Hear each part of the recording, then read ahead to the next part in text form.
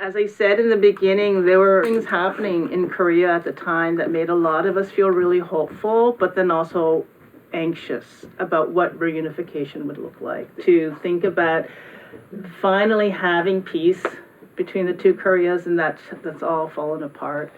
It seems farther now than ever. This film was released about 15 years ago, but its themes are still living today with the hope of reunification. A lot of these elders, they grew up with their families and then suddenly they're separated. It's still a very big issue today. What were you thinking, hearing these stories like in person? Yeah.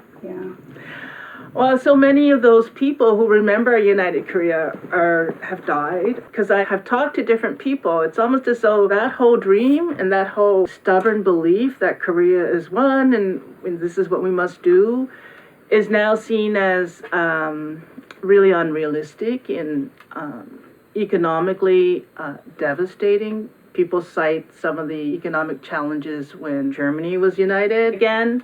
Being born in Korea, and then coming to Canada, growing up in Canada from when I was about 3.5 years old, I knew so little about what happened in Korea. My parents, they had the variety store, and they were working all the time, and they didn't share very many stories with me or my siblings.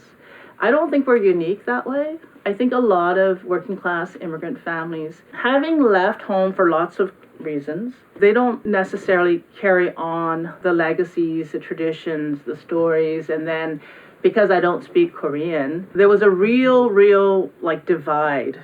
Never mind the north-south divide, the divide in my family felt pretty big, right? So going back with this film was like an important project for me to try and understand some of the things that I had missed. And the question that you were asking just about a united Korea and learning the magnitude of that, for me, I think the biggest piece that hit home, and it was only through the process of making the film, was really appreciating the family divides. And obviously, I had such a very abstracted relationship to family, because I don't know, I think about it now, like who else would be making a documentary when they're like 8 months pregnant. Like I had no modeling for family, and because my mom died when I was young, I just didn't really. It seemed like, okay, there's this thing going on in my body, but I think I'm gonna go, looking for tigers in the mountains.